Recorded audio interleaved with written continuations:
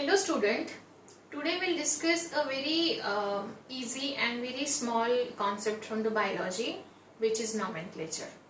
So nomenclature means naming of something, but in terms of bio, naming in terms of plants and animal, which is called as nomenclature. But then today we have to discuss the binomial nomenclature. So binomial nomenclature, plant and animal का एक scientific नामकरण करना उसको nomenclature बोला जाता है. Like जैसे अभी हम आज एग्जाम्पल के साथ उसको पढ़ेंगे मैंगो. अभी हम लोग उसको क्या बोलते हैं, यहाँ मराठी में हम लोग मराठी लैंग्वेज में उसको अम्बा बोलते हैं, हिंदी में आम बोलेंगे, इंग्लिश में मैंगो बोलेंगे. तो ये रीजनल जो नाम होते हैं ये बहुत वैरी करते हैं फ्रॉम एरिया टू एरिया और रीजन टू रीजन. सो अगर सपोज आपको मैंगो का पढ़ाई करना है और आप कहीं दूसरे कंट्री में जाके अगर आप बोलोगे मुझे मैंगो पे स्टडी करना है, तो ऐसा नहीं चलेगा. मे बी उनको पता भी नहीं होगा. सो वो जो मैंगो का एक यूनिवर्सल नाम होता है जिसको साइंटिफिक नेम बोला जाता है, वो साइंटिफिक नाम रखने का जो एक क्राइटेरिया सेट हुआ है all over the world in terms of botany zoology. So वो क्या क्राइटेरिया है वो हम पढ़ेंगे और इस पे क्वेश्चंस आ चुके हैं. सो पे अटेंशन हियर. मैंगो का साइंटिफिक नाम क्या है? बहुत सारे लोगों को पता होगा, बहुत सारे स्टूडेंट्स को. तो मैंगो का नाम है मैंजीफेरा इंडिका. मैंजीफेरा इंडिका ये उसका साइंटिफिक नाम है. तो अभी आप यहाँ नोटिस मे बी आपने नोटिस किया होगा, तो इसमें दो वर्ड्स है, इसीलिए बाय मीन्स टू. इसमें दो ही वर्ड्स होने चाहिए, इसीलिए इसको बायनोमियल नॉमेनक्लेचर बोला जाता है. This M is a capital. So यहाँ ये जो पहला लेटर है वो कैपिटल होना चाहिए. फिर इंडिका, दिस दूसरे वर्ड का पहला जो लेटर है वो स्मॉल ब्लॉक्स में होना चाहिए. तो यस ये स्मॉल है, कैपिटल स्मॉल. समझ में आया? तो ऐसे फाइंड आउट करना है आपको.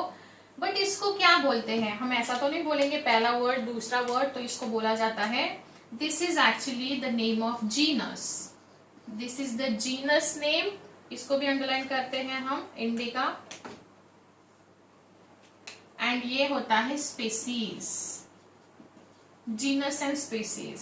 सो मैंजीफेरा इंडिका ये पहला नाम जीनस होता है, which is followed by the species name. First letter of this genus is capital and यहाँ ये स्मॉल होना चाहिए. सो यहाँ अगर आपको समझ में आ गया होगा तो हम लोग इसका दूसरा जो नेक्स्ट क्राइटेरिया है वो पढ़ते हैं. ये यूनिवर्सली सेम होने चाहिए. मतलब आप कहीं भी जाओ दुनिया में, कोई भी कंट्री में जाओ, वहां मैंजीफेरा इंडिका बोला, वो लिटरेचर में लिखा होगा किसी बुक में, तो आपको मैंगो ही उसका नाम मिलेगा, मैंजीफेरा इंडिका. सो नाउ अगर ये ऐसा लिखा हुआ है, लाइक सपोज मैंने अभी इसको ऐसा लिखा है, तो कई बार क्वेश्चन पेपर में आपको क्वेश्चन अगर ऑप्शन में ऐसा नहीं दिया है, लाइक अगर आप हैंड रिटन लिखते हो, ऐसा नॉर्मली हैंड रिटन लिखते हो, तो उसको अंडरलाइन करना बहुत जरूरी है. या कई बार आप कर्सिव भी लिखते हो, जैसे सपोज मैंजीफेरा इंडिका. अगर आपने ऐसा थोड़ा सा कर्सिव लिखा है तो यहाँ अंडरलाइन की कोई जरूरत नहीं होती है. जनरली आप कंप्यूटर में जो इटैलिक्स का फॉन्ट यूज करके ये नाम दिए जाते हैं क्वेश्चन पेपर में, अगर वो ऐसा दिया है तो इसमें अंडरलाइन की जरूरत नहीं है. अगर ऑप्शन में दिया है अंडरलाइन इसका, तो ये गलत होगा, इसमें अंडरलाइन की जरूरत नहीं होती है. नॉर्मली अगर हैंड रिटन ऐसा लिखा होगा तो इसमें अंडरलाइन की जरूरत होती है. And it is also followed by the scientist का नाम Linnaeus. Linnaeus, L-I-N-N, because binomial nomen system was given by Carolus Linnaeus.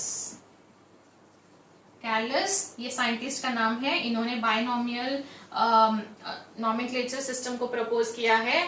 Now again remember, अगर इटैलिक का फॉर्म है तो आपको इसको अंडरलाइन की जरूरत नहीं है. Now see, M capital, i small, scientist का नाम. अगर सपोज ये पहला जीनस है, ये स्पेसीज है, अगर आपको ऑप्शन दिया हुआ है ऐसा मैंजीफेरा इंडिका, तो ये रॉन्ग हो जाएगा बिकॉज यहाँ आई जो है वो कैपिटल दिया है, तो ये नहीं होना चाहिए। या फिर ऐसा दे सकते हैं मैंजीफेरा इंडिका, अगेन ये भी रॉन्ग हो गया, ये स्मॉल में दिया है, कैपिटल में दिया है। सब कुछ सही दिया होगा, like for example Mangifera indica, और ये जो इटैलिक्स में लिखा है इसको अंडरलाइन किया है, तो that would also be incorrect. So आपको ध्यान से देखना है क्या है क्राइटेरिया, ये है नाम ऐसा होना चाहिए Mangifera indica and it should be underlined.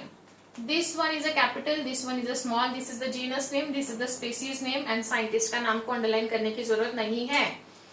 So exam में अगर ऐसे क्वेश्चंस आए तो उसके साथ आपको ऐसा डील करना है। अगेन यहाँ पे मैं आपको एक होमवर्क दे रही हूँ, आपको मुझे 5 प्लांट्स एंड 5 एनिमल्स के साइंटिफिक नेम बताने हैं। 5 प्लांट्स एंड 5 एनिमल्स के नाम मुझे आप बताओगे साइंटिफिक नेम। इसके बाद जो हम पढ़ने वाले हैं अभी वो क्लासिफिकेशन है। क्विकली डिस्कस करेंगे क्लासिफिकेशन का सीक्वेंस या हायरार्की कैसे होती है। डिटेलिंग में नहीं जाएंगे बिकॉज आपको बेसिक चीज पे क्वेश्चंस पूछे गए हैं।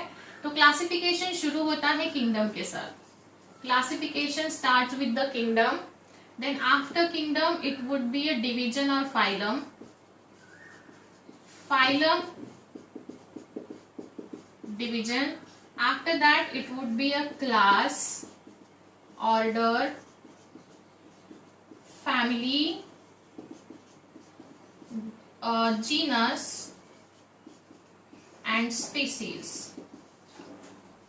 So ये सीक्वेंस ऐसा ही होना चाहिए, इस पे भी एक बार क्वेश्चन आ चुका है, आपको ऐसा ही सीक्वेंस फॉलो करना है। If you are starting with the kingdom, then kingdom के बाद phylum, class, order, family, genus, species होना चाहिए।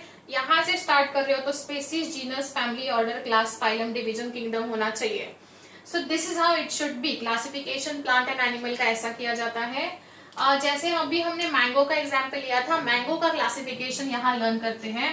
Mango, the kingdom of mango Plantae, Plantae है ना वो, सो किंगडम इज प्लांटे। प्लांटे के बाद डिवीजन के साथ जाएगा ये, because if we are classifying the plants then it would be a division. Division plants के लिए होते हैं। And if we are classifying the animals then instead of division we can use the term phylum. Animal होगा तो phylum आएगा, plant होगा तो division आएगा, ये भी याद रखिए। Then after that planटे के बाद division mango का, ये मैंगो का क्लासिफिकेशन मैं यहाँ आपको बता रही हूँ। मैंगो का क्लासिफिकेशन डिवीजन होता है एंजियोस्पर्म में, एंजियोस्पर्म और एंजियोस्पर्म भी लिखा तो भी चलेगा। क्लास इसका होता है डाइकॉट, डाइकोटिलीडॉन्स। इसका ऑर्डर है सैपेंडेल्स, ऑर्डर है सैपेंडेल्स। इसकी फैमिली है अनाकार्डियासी। फैमिली जनरली CAEA ऐसा उसका सफिक्स होता है, इसलिए आप उसको इजीली फाइंड आउट कर सकते हो। और जीनस हमने अभी पढ़ा, क्या था जीनस? मैंजीफेरा, एंड स्पेसीज था इंडिका। सो ये है मैंगो का क्लासिफिकेशन। ये सीक्वेंस याद रखिए।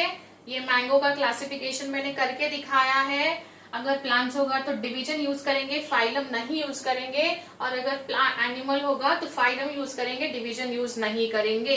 सो क्लासिफिकेशन में इतना ही आपके लिए, बस इतना काफी है एग्जाम पॉइंट ऑफ व्यू से।